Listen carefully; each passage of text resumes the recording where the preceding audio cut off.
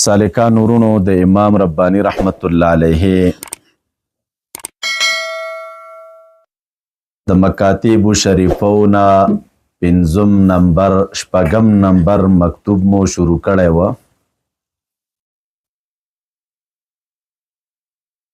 تر یو ځای پورې مو د دې مکتوب شریف د علومو د معارفو وضاحت کړی و.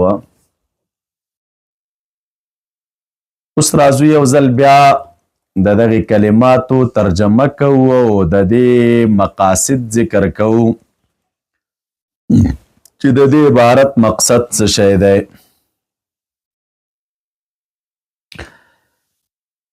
هلته مو ویلي و علامت این تربیت متحقق شدن است به محبت ذاتی. و دو صفاتو در رب العالمین چې صفت د جلال او صفت د جمال و یا په دو لارو باندې تربیت و روزنه چې لاره د سلوک او د جذبې و. نو مبارک فرمای دیزی کی چې علامت این تربیت د دغې تربیت څه علامه ده. سالک به په دې څه پوهیږي چې زما په صفاتو د جلال او په صفاتو د جمال تربیت او روزنه شوې ده، د دې نښه څه شی ده؟ نو مبارک فرمایي چې علامه د دغې تربیت متحقق شدن است به محبت ذاتی. د دې علامې د دې تربیت نښه او علامه دا ده چې د سالک په باطن کې به محبت ذاتی د رب العالمین متحقق کیږي. د ده په زړه کې به د رب العالمین د ذات سره مینه را پیدا کیږي. پیش از تحقق آن امکان ندارد، مخکې د تحقق د دینا دا تربیت او دغه روزنه امکان نه لري. یو سالک وی چې زما د تربیت د رب العالمین د لوري په صفت د جلال او په صفت د جمال دوانو شوی وي او د ده په باطن کې د رب العالمین د ذات سره محبت او مینه نه وي، نو دا هیڅ امکان نه لري چې د ده د تربیت او روزنه شوي وي. دریم و محبت ذاتی علامت فنا است. محبت ذاتی د رب العالمین د یو سالک په باطن کې چې د الله تعالی د ذات سره مینه پیدا شي، نو دغه محبت او مینه پیدا کېدل د رب العالمین د ذات سره د مبارک فرمایي چې دا علامه د فنا ده. علامه د چا ده؟ یعنی دا د فنا نښه ده چې کله هم ستا په باطن کې د رب العالمین د ذات سره مینه راغله، بس دا د فنا علامه ده. په دې پوهه شه چې ستا په باطن کې فنا را پیدا شوې او فنا تاسو ته ما ویلي چې عبارت ته د نسیان د ما سوی الله نه. نور مراتب یې درته ذکر کوم. مبارک پله فرمای و فنا عبارت از نسیان ما سوا است، او دا فنا چې دی عبارت دی د نسیان او د هیرولو د ما سوا د رب العالمین نه. کله چې د سالک په باطن کې نسیان د ما سوا الله پیدا شو، ما سوا الله تاسو ته ما ویلي چې څو شیان دي؟ دوه. یو ته آفاق وایي او دویم ته څه شی ویلی کېږي؟ انفس. کله چې دا ستا د باطن کې ستا په باطن کې هم نسیان د آفاق راغی او هم نسیان د انفسو، یعنی د باطن تعلق دی نه د آفاق سره پاتې شو نه د انفسو سره پاتې شه، دقې شي ته څه ویلی کېږي؟ فنا ویلی کېږي. دا ترجمه مو کړې وه د دې وروستوني ځای دپاره، تاسو ګورئ ورته. پس تا زمانې کې دیوی پستا زمانی کے علوم با تمام از ساحت سینا رفته نشود.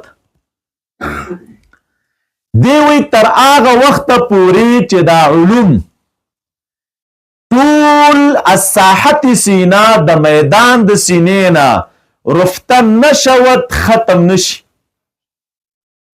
چې ترسو پوری ستا د سینې د میدان نه دا علوم ټول ختم شوي نه وي و بجهل مطلق متحقق نشود او ستا په باطن کې جهل مطلق متحقق شوی نه، یعنی ستا په باطن کې جهل مطلق نه راغلی او دا علوم د ټول د میدان د سینې نه ختم شوي نه وي، نو مبارک فرمای از فنا بهره نه دارد. دغه انسان تر دې وخته پورې د فنا نه حصه نه لري. د فنا نه به هغه صورت کې ته حصه لري چې ستا د باطن نه دا ټول علوم، کوم علوم وضاحت کوم درته، صرف ترجمه ده، چې تر څو ستا د سینې نه دا ټول علوم ختم شوي نه وي او تر څو ستا په باطن کې جهل مطلق متحقق شوی نه وي. چې کله دې په سینه کې او په باطن کې جهل مطلق راغی او د باطن نه د علوم ټول ختم شول، نو دی وخت کې د فنا نه حصه واخستله، او چې تر څو پورې دا حالت وي نو تا د فنا نه حصه نه ده اخستی. دریم،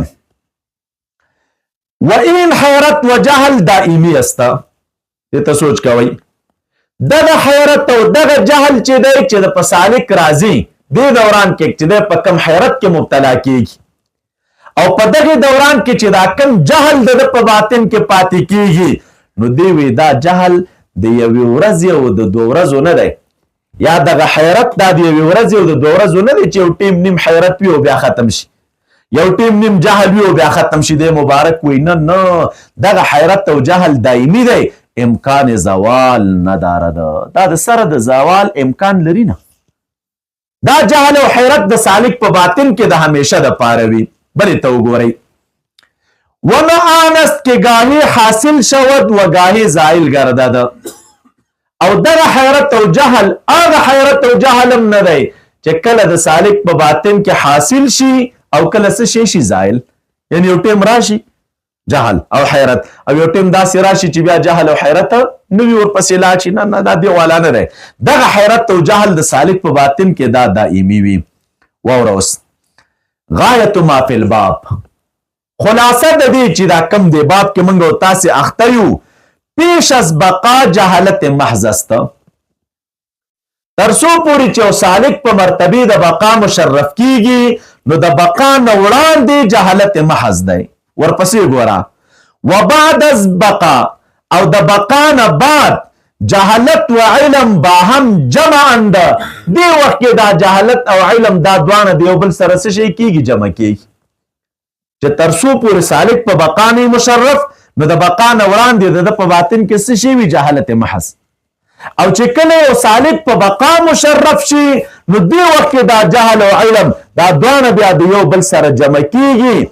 الکه ته به وایي چې څنګه جمع کیږي علم او جهل، خو ضدین دي، خبره کوم درته، صرف اصطلاح زده کوي. دی وایي در عین نادانی، دی وایي دغه حالت چې دا سالک په ور باندې مبتلا شي نو دی وایي در عین نادانی، په عین نادانی کې چې دی څه شي وي، شعور وي. و در عین حیرت، او په عین حیرت کې به حضور کې این موطن حق الیقین است. په عین نادانی کې پوهه وي او ورسره چې دی په عین حیرت کې څه شي وي، حضور وي. په دغه حالت باندې چې دی سالک مبتلا وي کې این موطن حق الیقین است. هغه حق الیقین چې مونږ وایو خو دغه کتابو کې د مولوی صاحبانو مونږ تاسو ته تشریح کی چې عین الیقین څه شی دی او حق الیقین څه شی دی او علم الیقین څه شی دی. یو د غوی اصطلاحګانې دي، نو هغه تخته خلکو د نارسیده خلکو اصطلاحګانې دي او غوی درته وایي. یو د دې خلکو د اصطلاحګانې دي چې کوم عارفین دي او د الله تعالی دوستان دي، نو دوی حق الیقین چاته وایي؟ حق الیقین دې ته ویل کېږي چې یو سالک په بقا مشرف شي نو د ده په باطن کې عین د حیرت سره حضور وي او د ده په باطن کې د عین نادانی سره پوهه وي او شعور وي او د ده په باطن کې د عین جهالت سره څه شی وي، علم وي. د عین جهالت سره دقه ته دوی څه شی وي، دا موطن او مقام د حق الیقین دی که علم و عین حجاب یکدیگر نیستند. په دې صورت کې علم او عین دا د یو بل د پاره حجاب نه وي.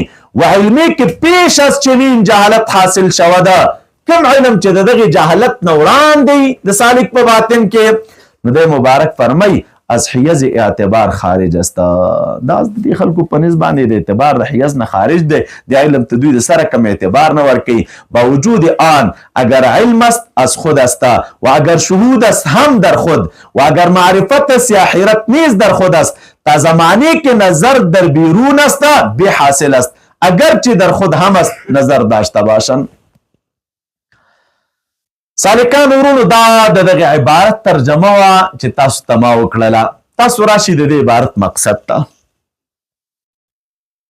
دا چې پاس تیر شول چې د تربیت علامه چې د یو سالک تربیت په صفت د جلال او په صفت د چا وشي د جمال وشي نو د دې علامه څه شی ده تاسو ګورئ ورته هغه علامه دا وه چې ترڅو پورې د سالک پس باطن کې د الله تعالی د ذات مینه را پیدا شي صحیح شوه د ده په باطن کې د الله تعالی د ذات سره مینه را پیدا کېدل دا علامه د دغې تربیت ده یوه خبره اوس ته به وایي چې د رب العالمین د ذات سره د محبت کومه علامه شته وایي د الله تعالی د ذات سره د محبت علامه شته دی د الله تعالی د ذات سره د محبت علامه فنا ده کله چې د سالک په باطن کې فنا راغله او نسیان د ما سوی الله راغی نو د باطن نه په دې دوران کې څه شی دی د په باطن کې د رب العالمین د ذات سره محبت او مینه متحقق کوي دا د دوه اوس دا خبره چې فنا عبارت د څه شي نه وه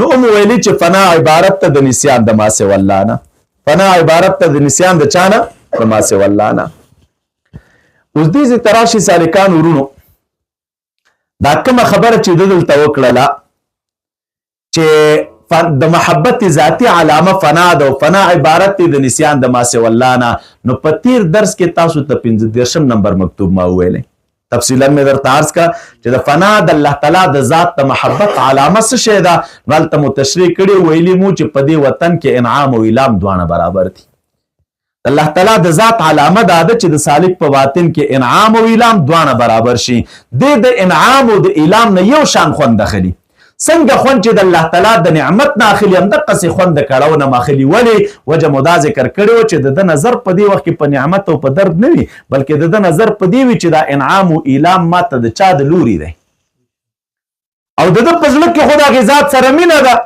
او قانون دا دی چې کل ما یفعله المحبوب محبوبنا محبوب چې هر څه کوي نو هغه محب ته ګران وي که د محبوب د لوري محب ته هر څه راپېښېږي که درد راپېښېږي هم ترې نه خوند اخلي ځکه د محبوب د لوري دی او که نعمت راپېښېږي نو هم ترې نه خوند اخلي ولې ځکه د محبوب د لوري دی دا مکتوب مو تفصیلا په تېر درس کې ویلی وه اوس قانون ته راشه کله چې د سالک د باطن نه د سالک د چا نه د باطن نه نسیان د ما سوی الله راشي نو نسیان د ما سوی الله څه معنا دا نسیان د ما سوی الله تاسو ته مو ویلي چې ما سوی الله څو شیان دي دوه یو آفاق دی ستا د دې تنې او د ډانچې نه علاوه دا نور چې کوم مخلوق دی او یو انفس دي نو انفس دا ستا خپله تنه او دا خپله ډانچه چې د ستا په زړه کې د ما سوی الله سره نه تعلق علمي پاتې شي او نستا په باطن کې د ما سوی الله سره تعلق حبي پاتې شي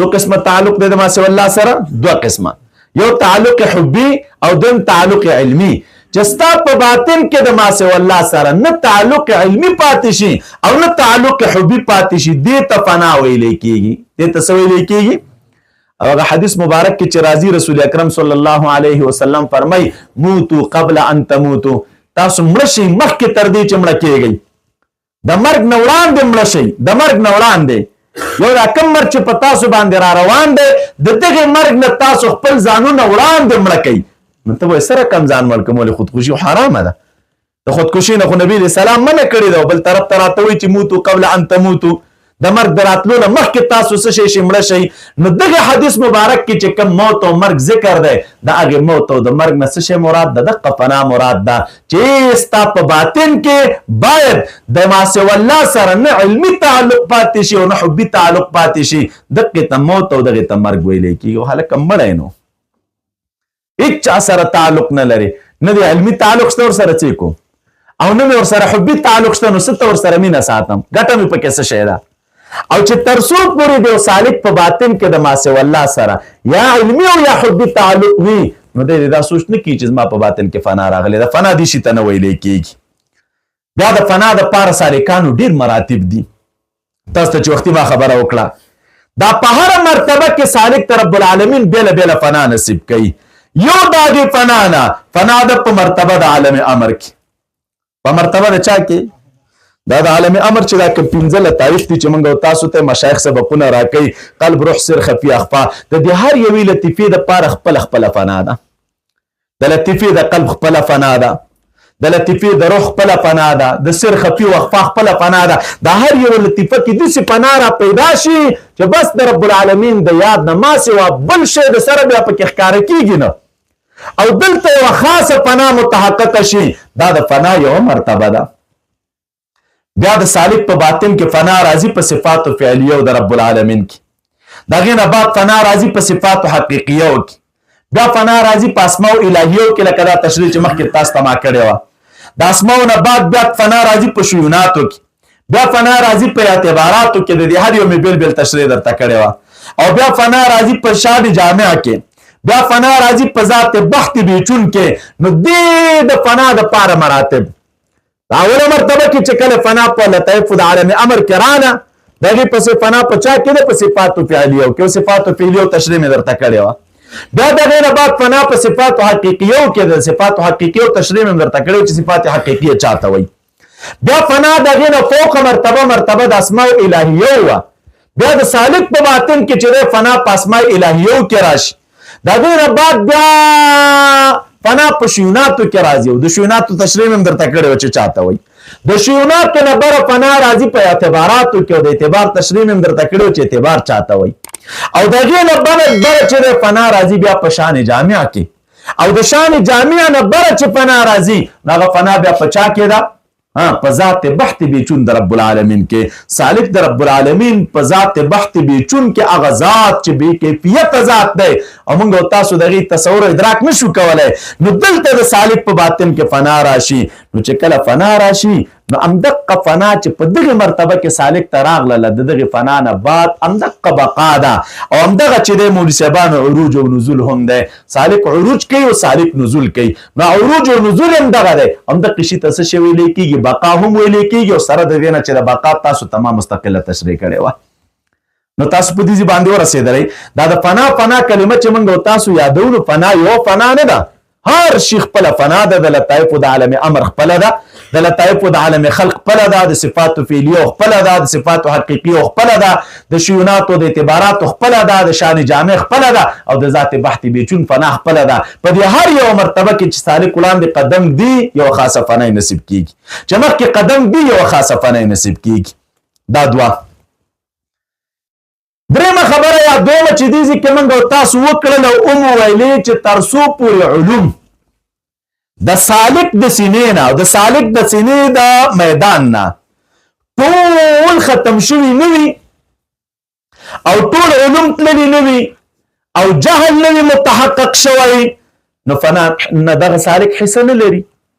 هلکه نو یو طرف ته خو موږ او تاسې اورو چې علم خو صفت د کمال دی، او بل طرف ته دی مبارک وي چې علم به د سینې د میدان نه لرې کوي، بیا به فنا راځي. او بل طرف ته موږ او تاسې وایو چې جهل خو صفت د نقصان دی، او د جاهلانو څومره بدي موږ او تاسو بیانو. او بل طرف ته دی مبارک وي چې په باطن کې به څه شي؟ جهل به متحقق کېږي.